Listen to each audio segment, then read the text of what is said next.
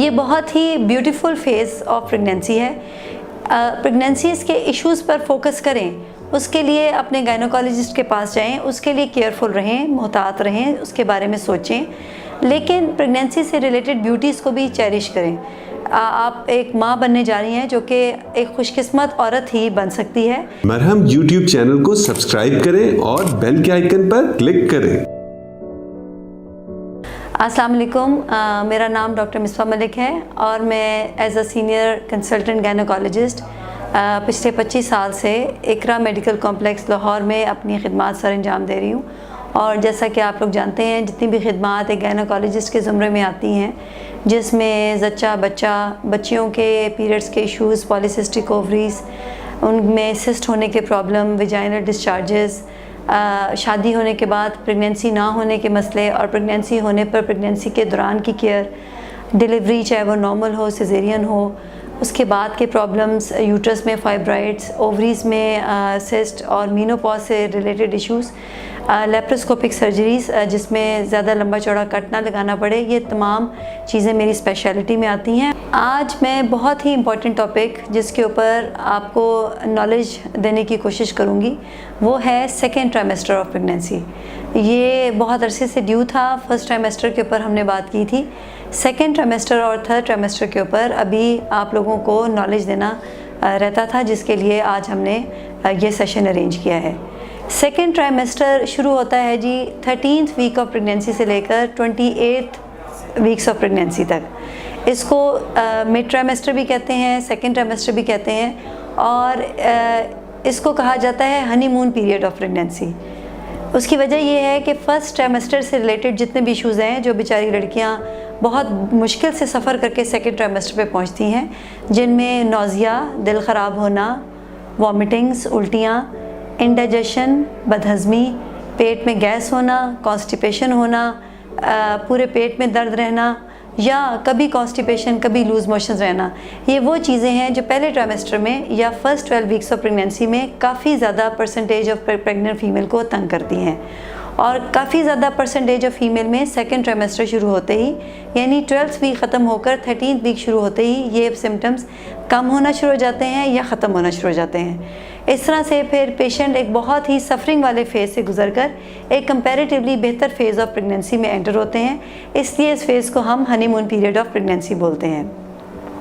ये बहुत ही beautiful phase of pregnancy है। प्रेगनेंसीज़ के इश्यूज़ पर फोकस करें, उसके लिए अपने गायनोकोलॉजिस्ट के पास जाएं, उसके लिए केयरफुल रहें, मोहतात रहें, उसके बारे में सोचें, लेकिन प्रेगनेंसी से रिलेटेड ब्यूटीज़ को भी चेरिश करें। आप एक माँ बनने जा रही हैं जो कि एक खुशकिस्मत औरत ही बन सकती है। इसलिए इस चीज़ को मेंटली, साइकोलॉजिकली और फिज़िकली इंजॉय करें। अपने आप को प्रोटोकॉल दें, अपने मनपसंद की चीज़ें बना कर खाएं। जो चीज़ आप इंजॉय करती हैं, आप सोना इंजॉय करती हैं, आप टीवी देखना इंजॉय करती हैं, कुकिंग करना, what ever is your hobby, उसको आप प्रेगनेंसी में ज़्यादा से ज़्यादा उसमें अपना टाइम इन्वेस्ट करें और इन्जॉय करें। सेकेंड ट्राइमेस्टर ऑफ प्रेगनेंसी वो ब्यूटीफुल फेज़ है जिसमें बच्चा मुकम्मल होता है। उसके तकरीबन सारे वाइटल ऑर्गन्स बन जाते हैं या काफ़ी ज़्यादा मुकम्मल होने की स्टेज में एंटर हो जाते हैं। हार्ट बन जाता है, लिवर बन जाता है, किडनीज़ बन जाते हैं, लंग्स के एयरवेज़ की बनावट शुरू हो जाती है, और ब्रेन की भी मैक्सिमम डेवलपमेंट इस ट्राइमेस्टर में हो जाती है। बच्चा स्वॉलो करना शुरू करता है, यानी जिसे निगलना कहते हैं। उसके टेस्ट बड्स बनते हैं, उसके आर्म्स और लेग्स के ऊपर मूवमेंट शुरू होती है। शुरू में मूवमेंट माँ को महसूस नहीं होती, लेकिन मिड ट्राइमेस्टर के एंड में माँ को बच्चे की मूवमेंट भी महसूस होना शुरू हो जाती है, क्योंकि बच्चे के मसल्स और बोन स्ट्रॉन्ग होते हैं, उसकी मूवमेंट्स बेहतर होती हैं। वो अपने बाजुओं को, अपने टांगों को फ्लेक्स करता है, वो किक्स मारता है, वो टर्न्स लेता है। इस चीज़ को फील करें, इस चीज़ को चेरिश करें, इंजॉय करें। इसके अलावा इसी फेज़ में बच्चे की आइज़ और उनकी मूवमेंट ऑल्दो ट्राइमेस्टर के शुरू में आंखें बंद रहती हैं, लेकिन आई बॉल मूवमेंट शुरू हो जाती हैं और बाद में आंखें खोल के आई मूवमेंट शुरू हो जाती हैं। ये बहुत ही ब्यूटीफुल फेज़ है। इसमें आप अपने बच्चे के साथ अपनी इमोशनल और साइकोलॉजिकल बॉन्डिंग को बेहतर करें। आंखें बंद करें, अपने बच्चे को महसूस करें, उसके साथ बात करें, उसके साथ शेयर करें, उसके साथ अपनी फीलिंग्स, अच्छे वाली फीलिंग्स खामोशी से शेयर करें, ताकि बच्चे को फील होता है, उसको सुनाई देता है, उसको किसी हद तक समझ भी आती है। इस तरह से उसकी भी आपके साथ बॉन्डिंग डेवलपमेंट हो। इस फेज़ ऑफ पीरियड्स में कुछ मसाइल जो हो सकते हैं वो ये हैं कि इसमें मिसकैरेज हो जाता है, और सेकेंड ट्राइमेस्टर में होने वाली मिसकैरेज की वजूहात या तो बच्चेदानी की बनावट में कोई नक्स या बच्चेदानी के मुंह की कमज़ोरी होती है। इसमें यह होता है कि बच्चेदानी के मुंह की कमज़ोरी की वजह से एकदम बग़ैर पेंस के या बहुत हल्की सी पेंस के साथ बच्चा डिलीवर हो जाता है और ये ट्रेजेडी हो सकती है। अगर ऐसा हो जाए तो उसका हल ये है कि नेक्स्ट टाइम दोबारा से ये असेस किया जाए कि क्या इस दफ़ा भी उसकी सर्विक्स वीक है।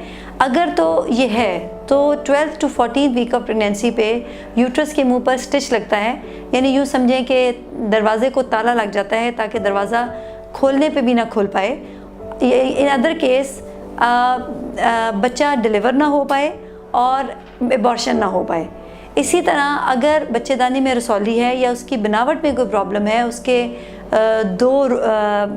दो उसके पार्ट्स में डिवाइड हुई हुई है या दो उभार बने हुए हैं जो नॉर्मल यूट्रस में नहीं होते, तो उसको सर्जरी के ज़रिए प्रेगनेंसी से पहले ही ठीक किया जाना चाहिए। इसके अलावा बेतहाशा ऐसे प्रॉब्लम जैसे प्रेगनेंसी में होने वाला हाई ब्लड प्रेशर, प्रेगनेंसी में होने वाली डायबिटीज़, वो भी इस ट्राइमेस्टर के एंड में शुरू हो सकती हैं। लिहाजा अपने गायनोकोलॉजिस्ट के पास रेगुलरली चेकअप कराएं ताकि वो इन चीज़ों को रूल आउट करता रहे कि इस पेशेंट में प्रेगनेंसी में होने वाली शुगर या ब्लड प्रेशर के आसार नज़र तो नहीं आ रहे। अगर आ रहे हैं तो वो उसको प्रॉपर्ली इन्वेस्टिगेट करेगा आपका गायनोकोलॉजिस्ट और उनको ट्रीट करेगा। इस चीज़ को बिल्कुल भी खुदारा इग्नोर ना होने दें। इसी तरह प्रेगनेंसी में होने वाली खून की कमी भी प्रेगनेंसी में ही इसी ट्राइमेस्टर में ज़्यादा होने के चांसेस हैं। लिहाजा अपनी डाइट पे बहुत तवज्जो दें। फ्रेश वेजिटेबल्स, फ्रूट्स, घर के बने हुए खाने, गोश्त, कीमा, अंडा, दूध, इस तरह के चीज़ों पर फोकस करें। मिल्क शेक्स बनाकर पिएँ। मिठाइयाँ, नान, बेकरी प्रोडक्ट्स, इन चीज़ों को और ये जो फिज़ी ड्रिंक्स हैं इनको अवॉइड करें। अपने गायनोकोलॉजिस्ट से मिलें ताकि वो आपको आयरन शुरू कराए और कैल्शियम शुरू कराए, ताकि खून की कैल्शियम की कमी जो कि इस ट्राइमेस्टर में शुरू होने के चांसेस होते हैं उसको पहले दिन से ही हम कवर कर सकें। Thank you very much. हम YouTube चैनल को सब्सक्राइब करें और बेल के आइकन पर क्लिक करें। अभी मरहम ऐप डाउनलोड करें और किसी भी मसले के लिए 2000 से ज्यादा स्पेशलिस्ट डॉक्टर से ऑनलाइन ऑडियो या वीडियो कॉल के जरिए बात करें।